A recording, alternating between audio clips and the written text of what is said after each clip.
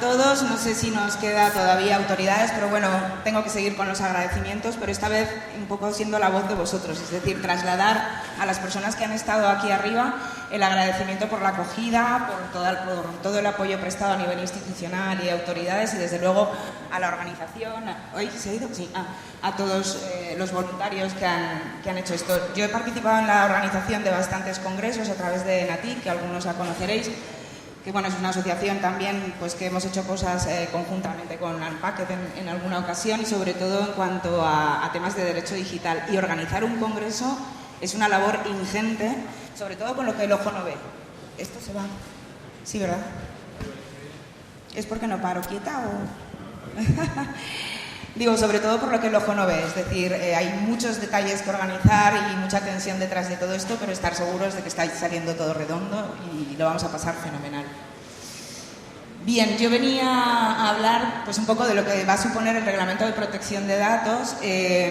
No soy un abogado muy al uso, más bien, o sea, no me oiréis hablar de artículos ni de sentencias. Voy a procurar ser bastante proactiva en el sentido de sobre todo para la gente que está empezando, desde vuestro punto de vista, desde el punto de vista de nivel técnico, para visualizar sobre todo oportunidades laborales, ¿vale? Y de negocio, de cuestiones que podemos hacer juntos, en tándem. O sea, creo, y además los que ya lo estamos haciendo, que abogados y técnicos en seguridad de la información y seguridad informática, tenemos muchísimo trabajo por delante que hacer, tenemos un gran reto, sobre todo pues en los próximos 2 años, y bueno, que creo que juntos podemos avanzar en un montón de cuestiones. Creo que... Vale.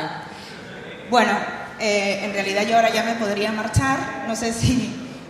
lo visteis, bueno, Fran Dincibe, para los amigos, lanzó una encuesta en Twitter hace unos días, y en realidad la verdadera razón que nos ha traído a Córdoba no son ni las charlas ni los talleres. Bueno, sí, las charlas y los talleres bastante reñidos con la cerveza, pero en realidad la verdadera razón para venir a Córdoba era para cazar Pokémon.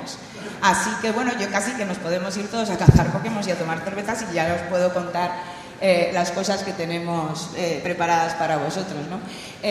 Bueno, también es cierto que tenemos alguna excusa, es decir, también hay quien nos disculpa después de la Hack and Beers de ayer a que yo esté aquí en este momento intentando recordar lo que os tenía preparado, pero bueno, vamos a ver entonces qué nos permite recordar las califas de ayer. Sobre todo también me gustó mucho, creo que fue en tu charla ayer, Miguel Ángel, y corrígeme si me equivoco, es una máxima muy chula, ¿vale? O sea, aprendamos, hackeemos, pero sobre todo también compartamos ese conocimiento. La gran mayoría de nosotros habremos visto, sobre todo en las redes sociales, que tenemos mucha gente conocida, querida y próxima que no ha podido acercarse. Esto nos está retransmitiendo en streaming, aun cuando se grabará y se le dará movimiento, pero todo lo que podamos compartir a través de Twitter, sabemos que hay mucha gente pendiente de conocer un poco. Entonces, bueno, intentar mover el hashtag, porque si ya de paso hacemos un trending topic no estaría nada mal, ¿verdad? Y os pongo ahí la cuenta de Córdoba y bueno, la mía de forma colateral, por si en algún momento pues queréis citarme o tenéis alguna pregunta o alguna cuestión que hacer, que también la puedo atender por ahí, ¿de acuerdo? Esta soy yo. A todos estos jardines, a veces frondosos y a veces pantanosos, me vengo dedicando en los últimos años. Como ha dicho Edu, ahora mismo pues estoy dirigiendo una unidad de negocio dentro de una empresa tecnológica que se llama Iberus Tecnología. Mi división es Iberus Legal Tech y Cybersec, con lo cual llevamos temas de ciberseguridad y todas las implicaciones que la tecnología puede tener desde el punto de vista legal, muy enfocado a las empresas. Bueno, de resto, pues eso, o sea, colaboro activamente en todo lo que puedo, porque bueno, pues no me gusta nada la palabra experto, sinceramente, porque creo que en el entorno en el que nos movemos, tanto técnicos como abogados frikis que nos llaman, abogados digitales, es un entorno que está en constante cambio al que nos tenemos que adaptar. Entonces, todo lo que creamos que sabemos hoy, seguramente mañana nos lo tumben y tengamos que empezar a estudiar de nuevo. Entonces, me gusta más la palabra especialista, porque es verdad que podemos ser especialistas en lo nuestro, pero siempre con ese chip de estar en constante aprendizaje. Y el aprendizaje es esto, es decir, yo aprendo de todos vosotros, todos nosotros aprendemos entre todos, siempre y cuando compartamos conocimiento. En estos próximos 40 minutos, por cierto, yo intento, o sea, lo tengo planteado, pero ¿me puedes hacer alguna señal de que avance? Ah, lo tengo ahí, vale, guay. Bien, lo que quiero transmitiros es eso, que en un tándem nos necesitamos mutuamente. técnicos especialistas en seguridad informática y abogados digitales podemos llegar a trabajar juntos. La verdad es que, bueno, estoy acostumbrada a que me pongan las charlas a primera hora de la mañana o al mediodía justo después de la siesta, además con talleres paralelos mucho más interesantes que lo mío.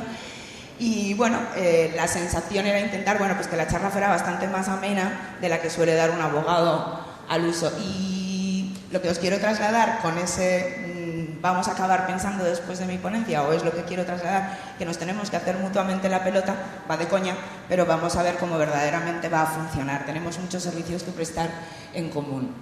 Vale, ¿de qué vamos a hablar hoy? A mí me interesa hablar sobre todo de quiénes somos, me incluyo, hablo más de vosotros, de los hackers, el hacking ético, en cuanto a expertos o especialistas en seguridad informática, pero bueno, yo me incluyo como hacker y creo que hay mucha gente especialista de lo suyo, apasionada de lo suyo, que también puede ser hacker de lo suyo, para distinguirnos precisamente del cibercriminal y del cracker, ¿vale? Os tengo que hablar sobre el reglamento de protección de datos, porque creo que nos va a generar un trabajo muy interesante, pero bueno, voy a procurar hacerlo de forma bastante amena y sobre todo dedicarme a las partes que el reglamento prevé que las empresas os van a necesitar, ¿vale? En resumen, va a ser un poquito de lo que vamos a tratar. Este verano, cuando me estaba planteando de qué diablos hablaros, porque, bueno, aunque me veáis aquí un poco suelta, os tengo que confesar que, bueno, normalmente yo estoy acostumbrada más a dar charlas pues a gente que al menos yo tengo la sensación de que lo que yo voy a contar no lo saben, y bueno, pues vas bastante más cómoda.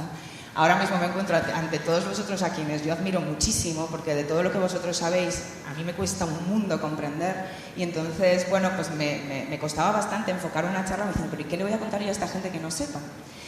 Bien, pues empezando con el tema del hacking, en el verano pues cayó en mis manos un artículo sobre las máximas del budismo y me hizo bastante gracia porque hubo bastantes máximas que entendí me resultaban familiares. Entonces, bueno, pensé que los hackers pues sois o somos un poquito budistas. Por ejemplo, somos personas apasionadas por nuestro trabajo, ¿verdad? Nos encanta avanzar, nos encanta llegar a lo que puede llegar a considerarse la verdad de las cosas. Es un trabajo con pasión, una búsqueda activa de esas cuestiones.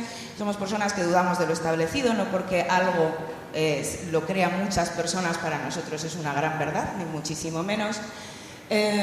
Conocemos las reglas, pero somos capaces de bordearlas y de romperlas si es necesario. Desde el punto de vista legal y sobre todo desde el punto de vista de la innovación, bueno, pues como la ley ya sabemos que va siempre por detrás de la realidad, pues a determinados abogados como nosotros, sobre todo en tema de startups, pues intentamos también, si no bordear la ley, buscar esos agujeritos por los que introducir la innovación, porque bueno, pues hay cuestiones que si no, nunca funcionarían con normativa muy restrictiva. Pero sobre todo respecto del hacking, es esa sensación de si algo es injusto, no lo obedezcas, ¿no? Es bueno, pues vamos a intentar también que las cosas cambien, así sea a nivel concienciación. Somos capaces de aceptar los cambios con sabiduría. Lo que decía antes, vivimos en un entorno que está en constante cambio y nos exige una adaptación, cuestión que en todo este proceso de transformación digital no está siendo fácil para todo el mundo y probablemente nosotros tengamos esa mayor facilidad. Y sobre todo, y esto me encanta, tenemos ese don o esa capacidad de no creernos las cosas por su apariencia, ¿vale? Esa búsqueda que realizáis en todos esos códigos fuente, en todas esas estructuras de datos complejísimas, en realidad es un afán por buscar la esencia de algo que sabéis que está ahí, no visible, pero que realmente tiene un sentido y que seguramente va a ser para mejorar. Es ese enamórate de las raíces y no de las flores, no lo que, o como decía el Principito, lo esencial es invisible a los ojos. Es ese mirar más allá de lo que vemos, lo que nos lleva muchas veces a descubrir, si no grandes verdades, cuestiones que aparentemente están ocultas. ¿Vosotros qué pensáis? ¿Buscamos detectar vulnerabilidades para prevenir, para alertar y para mejorar la seguridad de los sistemas o para cometer delitos? Entramos aquí en la lucha dialéctica que tenemos con nuestra querida Real Academia, porque bueno, yo creo que es una lucha que emprenden ellos fundamentalmente por desinformación. Yo lo lamento, puedo parecer así de grosera, pero si se informaran un poquito más sabrían perfectamente que esto no es. Ya sé que es un tema consabido, pero desde luego nuestra función también es recordarlo cada vez que podamos, ¿vale? A nivel concienciación. Para la Real Academia, pues un hacker es un pirata informático, y un pirata informático a su vez es alguien que accede ilegalmente a los sistemas, pero muy importante, no solamente es un acceso a los sistemas informáticos ajenos, sino para apropiárselos u obtener información secreta. Bueno, es un pirata, pero claro, que nos comparen a los hackers, con los cibercriminales o con un pirata, algo así como alguien que aborda un barco, roba, mata, y bueno, pues en realidad no tiene absolutamente nada que ver. El hacker es un especialista en seguridad informática, una persona entusiasta y apasionada, como comentábamos antes, y que considera incluso un deber compartir y alertar de esa información. Vamos a entrar ahora a valorar dónde está el límite, ¿vale? Desde el punto de vista más legal. La ley establece ese tema del acceso inconsentido, ¿vale? Tenemos una posibilidad que es el acceso autorizado, y por tanto es lo que se consideraría como hacking ético, o el no autorizado o ilícito, que es lo que se considera como ciberdelincuencia. Ahí tenemos que hilar fino, porque luego entramos en la posibilidad de utilizar determinadas metodologías, es decir, tenemos un privilegio de autorización para aplicar determinadas herramientas de evaluación, es decir, nos contratan para hacer un pentesting, por ejemplo, o accedemos libremente porque ese sistema no tiene medidas de seguridad, es decir, si, como veremos luego, el artículo lo que viene a decir es violando las medidas de seguridad existentes y no hay medidas de seguridad existentes, ¿vale? Tenemos ahí una especie de laguna. O bien ya lo que es cracking puro y duro es la instalación de malware y la utilización de herramientas para forzar las medidas de seguridad que sí existan, y además seguramente con el resultado de obtener un beneficio propio en el acceso a esos datos, que es el resultado, es decir, lo hacemos para comunicar vulnerabilidades y mejorar la seguridad de los sistemas, para obtener un beneficio económico mediante la comisión a su vez de otros delitos, como puede ser la extorsión, el robo de datos para su venta en el mercado de segunda mano, en el mercado negro, explotar vulnerabilidades y sí, de segunda mano, ya lo que nos faltaba, ¿no? Bien. Las diferencias más importantes, en realidad, desde el punto de vista delictivo, es el tema de la autorización y, desde mi punto de vista, el tema del resultado, aun cuando la ley tal cual no lo prevé. ¿Qué está ocurriendo? Que al final, en los casos en los que se detecta una vulnerabilidad, se comunica y, bueno, pues la empresa, por la razón que sea, entiende que es denunciable, el resultado positivo el resultado positivo para el hacker, es decir, que no vaya a la cárcel, se puede conseguir, pero previamente pasando por el banquillo, cosa que deberíamos poder evitar. Es decir, se trata de una interpretación de la norma en cuanto a lo que se pueda probar de lo que realmente haya sucedido. La actitud más normal es esta, es decir, que se produzca un agradecimiento. Sin embargo, el problema está en que ese acceso inconsentido en la norma no contempla el resultado, es decir, no contempla para qué se detecta, para qué se comunica esa vulnerabilidad, ¿de acuerdo? Esto es lo que nos viene a decir el artículo. Habla de que el que por cualquier medio o procedimiento, vulnerando las medidas de seguridad, lo digo porque se tienen que producir todos los requisitos del artículo, es decir, hay que vulnerar las medidas de seguridad establecidas, es decir, cuando no hay medidas de seguridad establecidas, ¿vale? Acceda sin autorización a datos, programas informáticos contenidos en un sistema informático o parte del mismo, o se mantenga dentro, ¿vale?, en contra de la voluntad. Claro, aquí entendemos que si hay medidas de seguridad establecidas, tácitamente estamos haciendo algo en contra de la voluntad del que estableció las medidas. Si no las hay, pues ahí hay bastantes lagunas de cara a su interpretación, ¿vale? Y al final, pues bueno, hay un castigo, ¿de acuerdo? O sea, esto sería realmente para un delito de cracking. ¿Cuándo no? Pues bueno, como decía antes, se tienen que cumplir todos los requisitos. Luego, cuando no se rompa la seguridad, cuando el acceso no deriva en un apoderamiento de los datos, es decir, bueno, hablaremos también de ello en la mesa de esta tarde, en cuanto por no extenderme aquí, en cuanto al reporte de las vulnerabilidades, pero bueno, en realidad es muy importante cuando se comunica dejar también evidencia de cuál es la intención, ¿vale? Lo comentaremos. Y desde luego cuando el acceso no sea en contra de la voluntad del titular. Por contra, lo que sí es delito, ¿vale?, es ese acceso, la penetración, la facilitación a otro el acceso en un sistema de información y mantenerse en el mismo, la violación y la revelación del secreto y la difusión a terceros, es decir, detecto una vulnerabilidad y la pongo en Twitter antes de decírselo al responsable con la capacidad de que minimice los riesgos, por ejemplo, ¿vale? Ahí sí, ahí podríamos tener, o claro, yo creo que es también bastante de sentido común, o revelo toda la base de datos que he sido capaz de encontrar, eso está clarísimo, clarísimo que no es hackinético, es delito. La sustracción, utilización o modificación de datos de carácter personal, esto me imagino que no cabe ninguna duda, lo que hablábamos, la difusión, la cesión a terceros de hechos, imágenes o datos captados ilegalmente, la interceptación de transmisiones no públicas de datos informáticos y, a su vez, la producción de programas que faciliten la comisión de estos delitos, es decir, el desarrollo de todos los troyanos, de todos los virus, etcétera, etcétera. Bueno, lo complicado es saber quién da con quién, pero seguramente esto se puede conocer. Comentábamos que las normas van por detrás. ¿Qué ocurre con la reforma del Código Penal? Pues bueno, pues aparentemente está destinado a establecer una serie de herramientas para combatir la ciberdelincuencia, así como para proteger más a los usuarios y quienes legislan consideran que es imposible, y bueno, yo creo que realmente es así, establecer una normativa que cumpla con todos los posibles supuestos de exclusión, de responsabilidad. Entonces, al final lo que hacen es derivar a los tribunales y a las pruebas pues eso, la resolución de este tipo de asuntos. ¿Qué es lo que ocurre?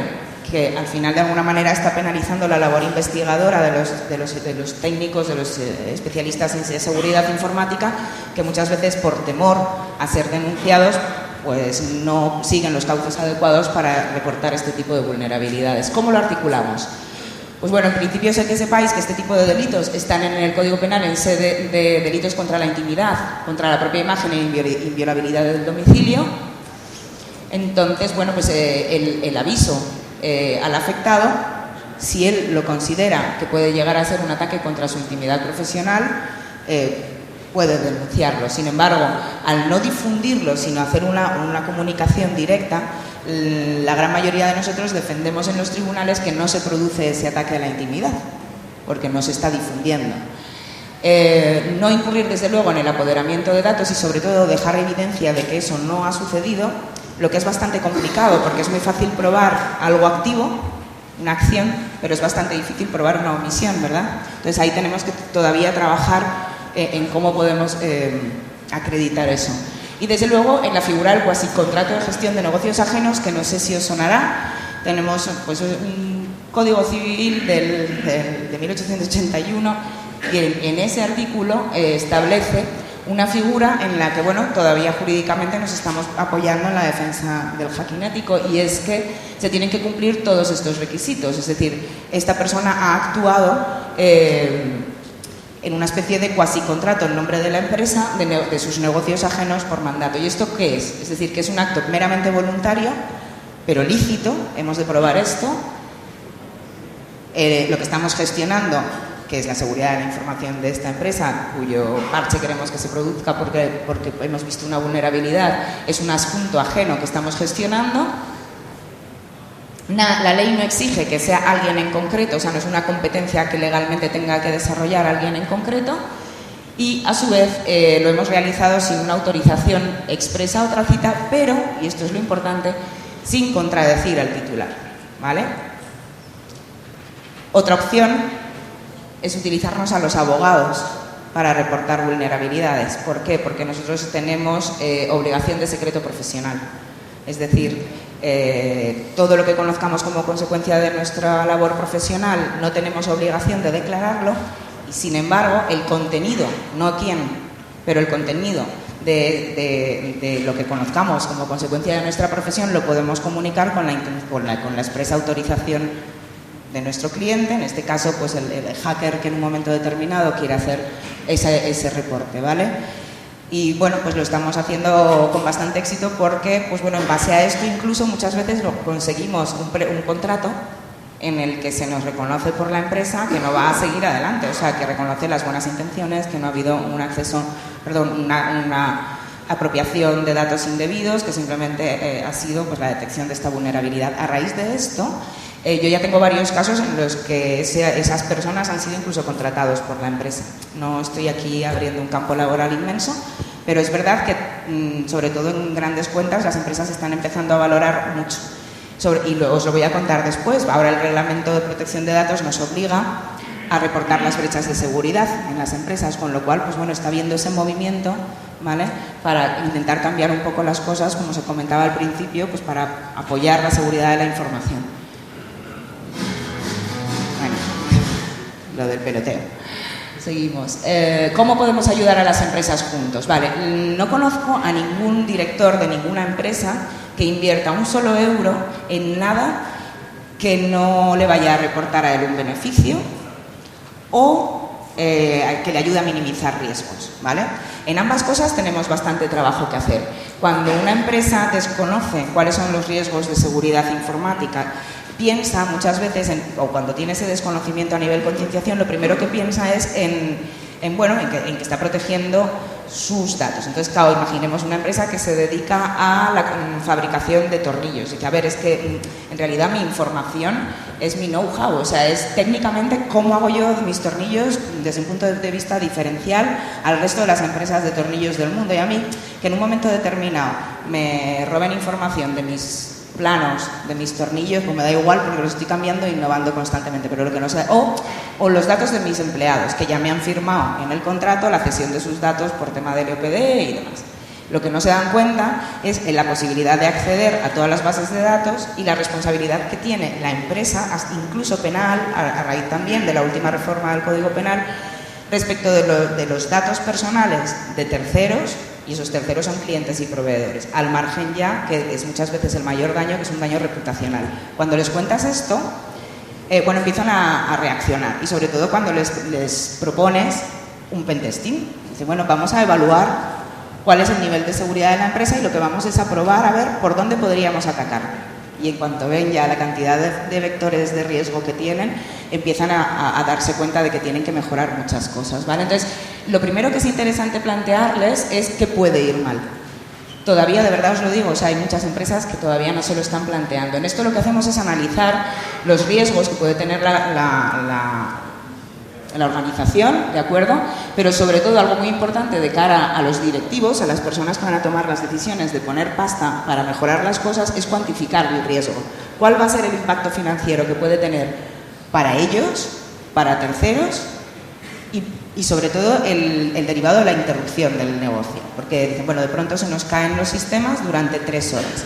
Y bueno, nosotros lo que pensamos es, no, el dueño de la empresa o el consejo de administración estarán cabreadísimos porque resulta que sus 180 personas, pensemos solo en una pyme, están fumando y tomando café porque aquí ya no se puede trabajar mientras se reactiva toda la actividad, ¿no? Claro, lo que no pensamos es que estas personas, para fabricar los tornillos que tenían que fabricar durante esas 3 horas, tienen un contrato con una serie de clientes en cuyas cláusulas establece una cláusula penal por retraso en la entrega. Y a lo mejor seguramente de una cuantía bastante elevada. La interrupción de la actividad a ellos les va a suponer unas pérdidas por beneficios dejados de percibir, incluso por cláusulas penales, que son muy interesantes. Entonces empiezan a ver ya la necesidad de que la seguridad de la información esté bastante reforzada por estos motivos. Pero sí es importante primero evaluar y luego cuantificarles el riesgo. Luego ya viene la parte chula. Es decir, hemos detectado que estos son tus riesgos y ahora vamos a ver qué medidas de seguridad técnicas y organizativas podemos poner primero para proteger y luego para garantizar un nivel de respuesta adecuado en caso de un incidente. Y luego otra parte importante es la evaluación, es decir, una vez que tenemos todo esto implantado, vamos a ir periódicamente evaluando si lo que hemos decidido o lo que hemos planificado se está cumpliendo. ¿Os veis identificados en este proceso? Yo creo que aquí tenéis muchísimo que aportar, o sea, porque yo, como abogado, ahora os lo comentaré aquí, para garantizar la seguridad de la información, el gran pilar es este, es decir, hablamos de confidencialidad, integridad y disponibilidad de la información en general, no solo datos personales, ¿vale? La confidencialidad desde el punto de vista de que solamente tenga acceso a las personas que tienen privilegio de acceso a esa información y no cualquiera, y para esto debe estar garantizado con una serie de medidas y controles tanto físicos como organizativos. La integridad de la información, es decir, que las personas no autorizadas no puedan modificar esa información, y desde luego la disponibilidad, que era lo que hablábamos antes. Si la información no está disponible y nos para la cadena de producción, ¿vale? Para esto es lo que os comentaba. Yo trabajo siempre en equipos multidisciplinares. Yo trabajo muy de la mano con personas como vosotros y en muchas ocasiones con vosotros, aquí, con nombres y apellidos. El planteamiento de un SGSI, esto es una ISO, son estándares, es la ISO 27001, ¿vale?, de seguridad de la información. Son sistemas de gestión que se plantean a las empresas con 4 fases. Y en esas 4 fases volvemos a estar identificados. En la fase del do y en la de planificación, los abogados digitales, los abogados que tenemos un poquito de idea de estas cosas, tenemos bastante que ver, porque esos estándares son normas, pero bueno, son normas que puede entender cualquiera que realmente se haya hecho pues, auditor de AENOR o de Bureau de Ética o tal, de este tipo de sistemas. Pero luego lo que aplicamos al final es normativa de protección de datos, normativa de servicios de la sociedad de la información, propiedad industrial, propiedad intelectual, firma electrónica, etcétera, etcétera. Sin embargo, nos encontramos muchas veces con cuestiones técnicas de, oye, ¿cómo está configurado el proxy para todo el tema de logs desde el punto de vista de la propiedad, o sea, de la protección de datos? ¿Vale? Yo sé todo lo que se tiene que cifrar, yo sé hasta dónde se tiene que llegar en cuanto a medidas, pero desde el punto de vista técnico necesito a alguien como vosotros a mi lado que me sepa explicar y que sepamos además explicárselo al empresario para que sepa que verdaderamente ese es el producto que tenemos que implementar, por poneros un ejemplo, ¿vale? Viene un poco en este proceso. Primero planificamos, evaluamos riesgos. Algo muy importante y es que todavía hay muchas empresas que no tienen un inventario de sus activos de información. Y a mí me parece fundamental, porque al fin y al cabo es por lo menos tener el control de saber qué es lo que tienes en tus manos, ¿no? Planificamos qué es lo que vamos a hacer con esas medidas y controles, se pone en marcha eso y muy importante también alinearlo con los objetivos de negocio. Es decir, tenemos que pensar pues que no es lo mismo implantar un sistema para gestionar la información de una empresa de desarrollo informático y que utilicemos pues en plan lentejas a todo el mundo igual, en plan, no, es que solamente podemos utilizar software licenciado, porque claro, aquí tenemos muchos, es un control que vamos a poner y claro, inmediatamente te dicen, no, es que somos gente de desarrollo, luego vamos a utilizar software libre, te pongas como te pongas, ¿vale? Porque no les puedes reventar ese, ¿no? Claro. Sin embargo, hay otras empresas a las que para controlar eso se les puede establecer. Entonces, es muy importante conocer muy bien de qué se trata la actividad, qué es lo que el empresario va a necesitar hacer y sobre todo luego hablarlo con ellos y decir, bueno, te hemos medido estos riesgos y tienes riesgos de nivel 1 y riesgos de nivel 5. Ahora, ayúdanos tú a nosotros a evaluar y decir cuál es el riesgo que estás dispuesto a asumir porque la seguridad total no existe, ¿vale? Y cuál es el riesgo no asumible. Y ahí es en el que van a enfocar pues, sus primeros objetivos a nivel pasta, ¿vale? Este riesgo que no estoy dispuesto a asumir, ¿cómo lo puedo paliar? Pues bueno, pues si no tienes sistemas de respaldo, de copias de seguridad, vamos a esto. Si no tienes antivirus, si no tienes todo el resto de soluciones como prioritarias y será lo primero que hará. Al año siguiente pasamos a la fase de check y vamos evaluando qué es lo que hemos cubierto, nos está funcionando, sí, no, etcétera. A nivel protección de datos personales, y voy a ir rápido porque me estoy enrollando, bueno, pues en principio está llamando mucho la atención desde el punto de vista de toda la transformación digital en los últimos años, pero sí que quería llamaros la atención de que tenemos una normativa bastante restrictiva desde el año 1992. O sea, España es bastante pionera en esto, lo que quiere decir que todo lo que os voy a intentar resumir ahora respecto del Reglamento de Protección de Datos en España está ya bastante maduro. ¿Vale? Sí que es cierto que hay países de la Unión Europea que no lo ven así o no lo tienen así, con lo cual van a tener que realizar bastantes más cambios. Y voy bastante rápido. Nada, el Reglamento de Protección de Datos se publicó este año, en el mes de abril, se aprobó, se publicó en mayo, entró en vigor el 25 de mayo y no nos es aplicable hasta dentro de 2 años. Nos dan 2 años de margen, bueno, básicamente porque, como ahora os comentaré rápidamente, hay muchas cosas que todavía quedan no definidas, ¿vale? ¿Qué cambia? Bueno, pues este es un resumen rápido. Cambia el sistema de notificación de ficheros, bueno, los servicios destinados a menores, hay muchísima más protección establecida ahí. Ahondaré ahora en las evaluaciones de impacto porque yo creo que ahí nos tenéis que ayudar muchísimo desde el punto de vista técnico, igual que la notificación de las violaciones o brechas de seguridad a nivel derechos de información y demás. Yo creo que desde el punto de vista nuestro está todo bien. La portabilidad de los datos es un tema interesante, es decir, la posibilidad que tenemos de decirle, sobre todo enfocado a las telecos, dame mi fichero de datos que me lo llevo, demuéstrame que tú lo destruyes, que además me lo llevo de Orange Vodafone, ¿vale? Esto sí que es una novedad que antes pues para nosotros no estaba prevista. Lo que todavía no está establecido, y por eso lo de 2018, es cómo se va a articular realmente todo esto, ¿vale? Eso y algunas lagunas que están pendientes todavía de definir. La figura del DPO o del delegado de protección de datos ahora os comentaré, porque también considero que vosotros ahí podéis jugar un papel importante. La parte de privacidad es del diseño y por defecto lo hablaré también. Y, bueno, en principio es un poco los ficheros. Interesante, hasta ahora la obligación de hacer una declaración de ficheros era, pues eso, una obligación. Esa obligación ahora, en principio, parece que desaparece.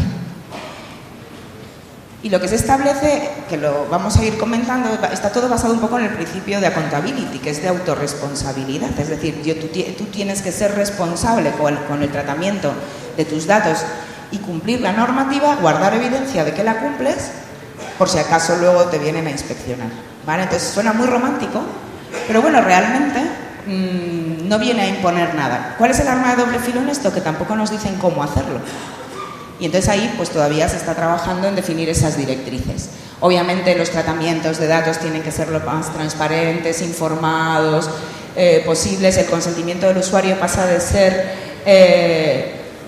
a ser inequívoco y explícito, es decir, con todo lo que es a los que os dediquéis, por ejemplo, a desarrollo a nivel aplicaciones o videojuegos y cuestiones así, pues todo lo que es el consentimiento del usuario a la hora de ceder los datos tiene que desaparecer por sistema el check premarcado en el he leído y acepto estas cositas. A nivel de estructura web hay una serie de cuestiones legales que sí que van a velar mucho, pero yo estoy convencida, y por conversaciones que hemos tenido, que los propios markets, por ejemplo, a la hora de subir aplicaciones, esto lo van a revisar y no van a permitir la subida de una app sin que estas cuestiones se cumplan. Quiero decir que yo creo que nos van a ir coordinando bastante.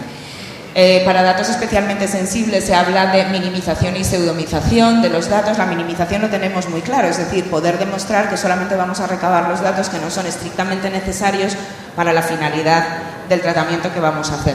La pseudomización, si os digo la verdad, nadie sabe cómo se va a conseguir. Anoche lo estábamos comentando y técnicamente todavía no se han creado herramientas para implementar esta cuestión, al menos que yo sepa, con lo cual todo esto se está desarrollando todo mucho. Ya hemos hablado, en la evaluación de impacto, por ejemplo, es obligatoria en todos aquellos casos en que se produzca un análisis sistemático y exhaustivo de aspectos de la personalidad o datos de categorías especiales, como son los de salud, biométricos, genéticos, religión, condenas e infracciones penales, vigilancia en zonas de acceso público, etc. Es decir, una empresa de sistemas de seguridad física por videovigilancia, aunque no realice estudios de perfiles, estará obligada a hacer una evaluación de impacto. Y esa evaluación de impacto es lo que hemos visto un poco antes, ¿vale? De cuáles son los riesgos en los que usted puede incurrir, cómo los evaluamos, qué medidas de seguridad, tal. Y ahí tenéis que estar vosotros. Porque ¿quién mejor que los expertos en seguridad informática para evaluar realmente qué vulnerabilidades existen, qué posibles amenazas y qué controles está o no poniendo la empresa? Nosotros nos dedicamos a esto, pero ya os digo, de forma muy conjunta. Igual que el tema de esto, yo creo que ya lo he comentado, la privacidad y la seguridad debe ir desde el diseño. Es decir, tenemos que adaptar todos los desarrollos a esta normativa sin que necesariamente tengamos que ir siguiendo unos estándares. Luego puedes que al cliente al que se lo hemos desarrollado le sancionen o no, y desde luego ahí sí que podemos tener una responsabilidad. Importante en cuanto al principio de accountability o la responsabilidad que os comentaba antes es esto, es decir, es guardar evidencia. No solamente hay que ser bueno y hacer las cosas bien, sino parecerlo y además tener capacidad luego para demostrarlo, y para eso es muy importante guardar las evidencias de todo lo que estamos haciendo, ¿vale? Tenemos que cumplir las estipulaciones del reglamento, asegurar los niveles de seguridad apropiados al riesgo. Otra vez estamos aquí tenemos que tener técnicos que nos ayuden a evaluar cuál es un nivel apropiado cuando realmente no te está diciendo de forma definida en qué consiste ese nivel apropiado. ¿Por qué? Porque es que cada empresa es un mundo y cada sistema es un mundo y cada volumen de datos es un mundo. Las evaluaciones de impacto están destinadas a aquellos datos que puedan suponer un alto riesgo, deben ser realizadas previas al tratamiento, es decir, volvemos al diseño de cualquier proceso de negocio que utilice. Ahí os lo he puesto en mayúscula porque son las definiciones del reglamento, es decir, se habla de tratamientos que realicen sistemáticamente evaluaciones de aspectos personales basados en procesos automatizados, elaboración de perfiles, ¿vale? Estamos hablando más de temas pues, de marketing, por ejemplo, pero también marketing enfocado a los procesos de negocio. El tema viene aquí, o que traten un gran volumen de datos. ¿Cuánto es un gran volumen de datos? ¿100, 100.000, 1.000.000? Está sin definir. De categorías especiales o se realice una monitorización sistemática de un área de acceso al público. Si hubiera quedado ahí diríamos todas las que realicen una monitorización sistemática de áreas de acceso al público, pero ponen a gran escala. ¿Cuánto es gran escala? Cuestiones que el reglamento todavía queda sin definir.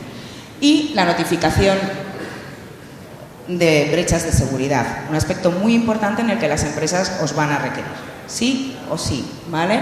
Unido a la figura del DPO. ¿Qué nos dice el reglamento? Que las empresas que utilicen datos personales, hoy en día todas, deberán comunicar las brechas de seguridad que afecten a datos personales a la autoridad de control, en nuestro caso a la Agencia Española de Protección de Datos, nada menos que en el plazo de 72 horas desde que se tenga conocimiento del incidente, ¿vale? Y aquí viene un poco el tema de dónde introducimos el tema del reporte de las vulnerabilidades, es decir, si me van a denunciar porque soy externo y he podido acceder, pero a la vez ellos tienen obligación de comunicarlo, yo creo que esto va a hacer que cambien en cierto modo las cosas, ¿vale? De hecho, en las conversaciones que estamos teniendo con las empresas está siendo eso, es decir, necesitamos que nos ayuden en esa comunicación de vulnerabilidades, salvo las empresas que ya tienen un CISO y que están allí pues trabajando a niveles de estándares de seguridad bastante altos, pero tener en cuenta que España es un país fundamentalmente formado por pymes. Bien, y además, y esta es la parte que más cuesta a nivel reputacional, es que deberá notificarse a los afectados de los datos tan pronto como sea posible, sin dilaciones injustificadas, que al final hablamos más o menos el mismo plazo, si existe una posibilidad de riesgo para los derechos y libertades de los individuos. Volvemos a necesitarnos. La figura del DPO está prevista también en el reglamento, intento acabar ya, que es el delegado de protección de datos. Todas las administraciones públicas y todas las empresas que realicen ese tratamiento de datos a gran escala en cuanto a datos de categorías especiales y además también para la configuración de perfiles tendrán que tener un delegado de protección de datos, ¿vale? Cuyas funciones, bueno, tiene que ser un perfil técnico-jurídico y además con acreditada experiencia en tema de protección de datos, con lo cual estamos ahí los dos sectores que ahora mismo estamos intentando representar. ¿Qué tiene que hacer? Es el enlace en la notificación de brechas de seguridad con la Agencia de Protección de Datos y con los afectados. A su vez, es la persona responsable de canalizar a través de la empresa toda la legislación aplicable en materia de protección de datos y, desde luego, de cooperar, de asesorar a la empresa y de cooperar con la autoridad de control, ¿vale? ¿Qué prevé el reglamento en cuanto a indemnizaciones y responsabilidades? Esto sí que es una novedad. Hasta ahora, un usuario podía hacer una reclamación a la Agencia de Protección de Datos por una tutela de sus derechos, la agencia podía inspeccionar y acabar en una sanción administrativa, pero no estaba reconocida una indemnización por daños y perjuicios.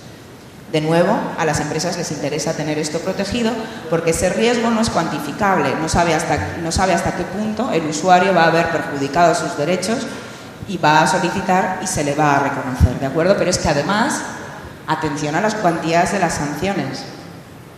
Son elevadísimas, ¿vale? Estoy a punto de entrar fuera de tiempo. Con lo cual, esto ya todos lo conocéis, todo el mundo necesita un hacker, pero es que también los hackers necesitamos a los abogados digitales, ¿de acuerdo? Estas son las ventajas que podemos proporcionar a las empresas, o sea, es una gestión del cumplimiento normativo desde el punto de vista jurídico y técnico en seguridad de la información. Ofrecer esa confianza en el cumplimiento les ayuda también a mejorar todos sus procesos, evitar sanciones y reclamaciones, obviamente, y desde luego todos los costes de rediseño, usabilidad y demás que en materia de seguridad se puedan producir por tener un proceso iniciado que está funcionando pero que no cumple o que está en riesgo y que hay que rediseñar para hacer que cumpla o que ya tenga el riesgo minimizado. Acabamos, trabajaremos juntos en todo esto porque es mucho mejor no tener que notificar una brecha, ¿verdad? Poderla minimizar. Podemos colaborar en las evaluaciones de impacto, sin duda, en definir el alcance de los ataques para las empresas antes incluso de que lo hagan quienes lo van a hacer con un interés ilegítimo. También trabajamos en esa investigación para poder consolidar una buena defensa en base a articular pruebas sólidas, sobre todo de hechos que se están produciendo en soporte digital, que sabemos que son fácilmente manipulables. Y sobre todo en identificar a las empresas cuáles son los activos que tienen en riesgo.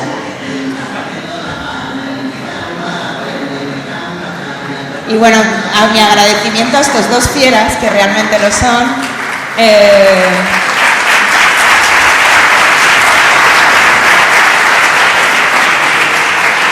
Lo ha comentado antes Edu, es cierto, nos conocimos en las redes sociales. Yo me acuerdo que yo estaba intentando pues, evidenciar un poco, estudiando todo el mundo de vuestra comunidad, intentando aprender un poco, y antes trabajaba en otro despacho y dijo, oye, os voy a hacer una entrevista tal. Y el pollo que se montó en el despacho, ¿qué vas a entrevistar a hackers? ¿Tú estás loca?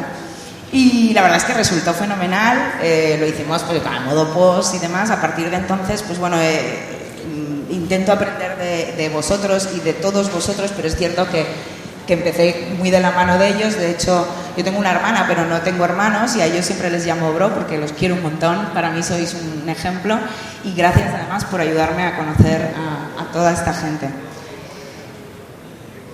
Recordemos, todos podemos ser un buen equipo para luchar contra la ciberdelincuencia, un equipo de ciberseguridad, y que un hacker no es un cibercriminal.